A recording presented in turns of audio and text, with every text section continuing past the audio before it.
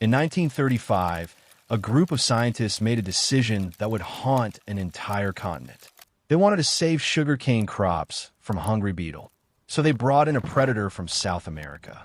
No one asked what would happen if it had no predators of its own. No one asked what would happen if it decided not to eat the beetle at all. Within a few decades, this creature spread across an area larger than most countries. It poisoned dogs. It killed native wildlife. It changed the food chain forever. And the strangest part? It barely touched the pest it was brought in to kill. This is the true story of how one small decision turned into one of the worst ecological disasters in modern history. The year was 1935. Queensland, Australia. Sugarcane was the backbone of the local economy, but a beetle was destroying it. The cane beetle. Its larvae chewed through roots. Whole fields collapsed within weeks. Farmers were desperate. That's when a young entomologist named Reginald Montgomery stepped forward.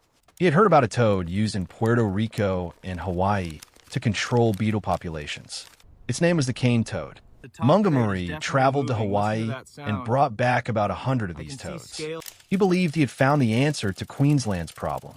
In August 1935, he released the toads into the sugarcane fields near Cairns. Local farmers watched with hope.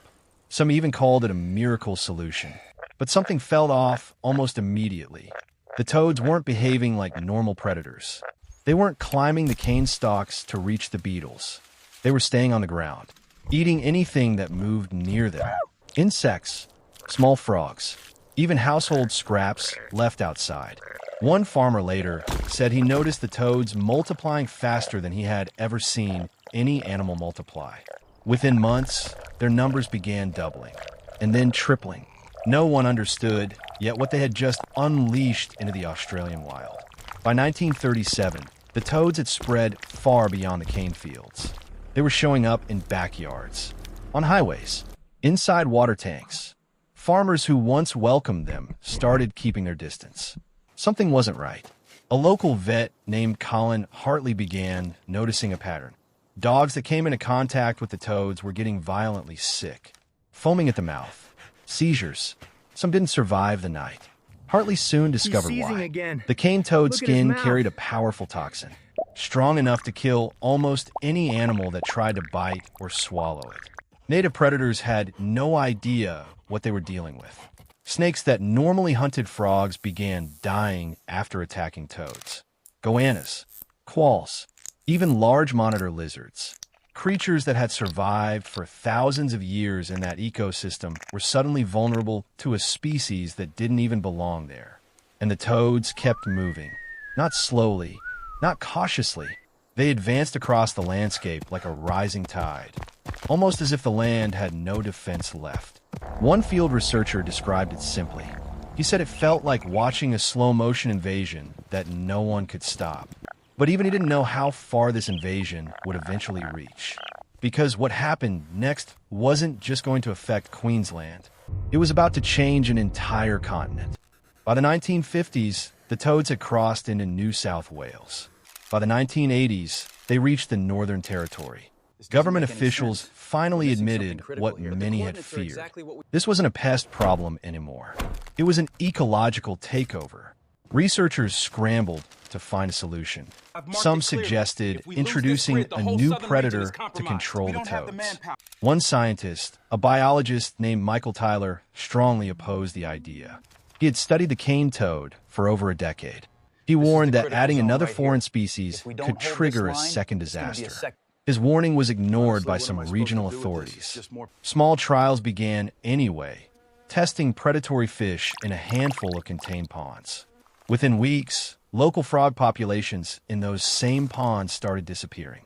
It wasn't the toads this time. It was the very species brought in to fight them. Tyler's fears were becoming real.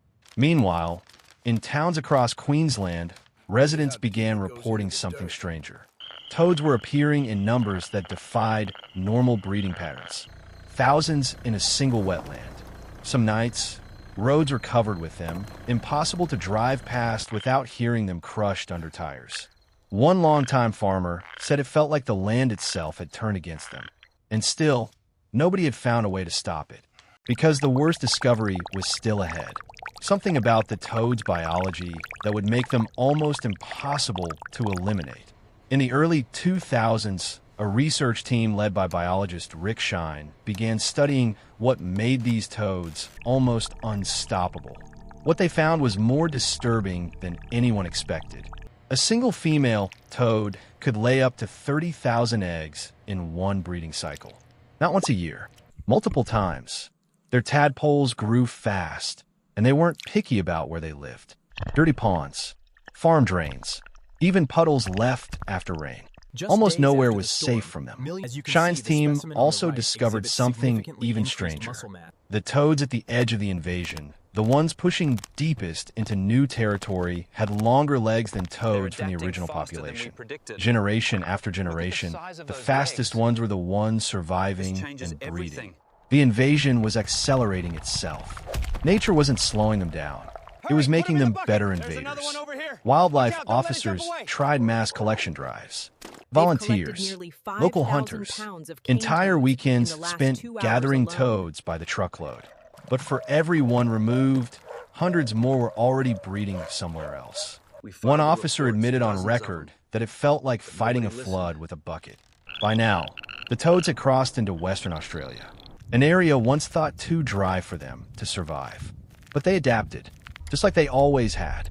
And that adaptation was about to reveal the most alarming truth of the entire crisis. Look at this. Scientists studying the Western populations found something that changed everything. These toads weren't just adapting to dry conditions. They were traveling almost twice as far each night compared to toads from decades earlier. They were becoming a faster-moving invasion with every generation. Researchers realized there was no version of this story where the toads simply stopped.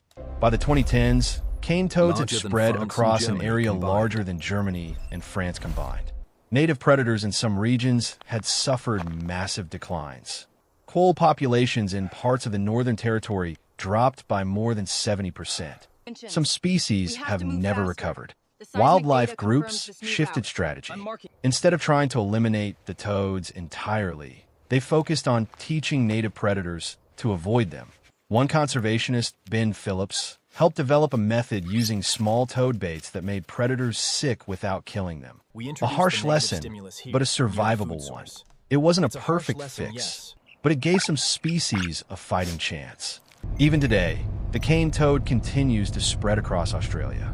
A creature brought in to solve one small problem became one of the most damaging invasive species in the country's history. Not because it was dangerous by design, but because nobody understood what happens when you introduce something into a system it was never meant to be part of.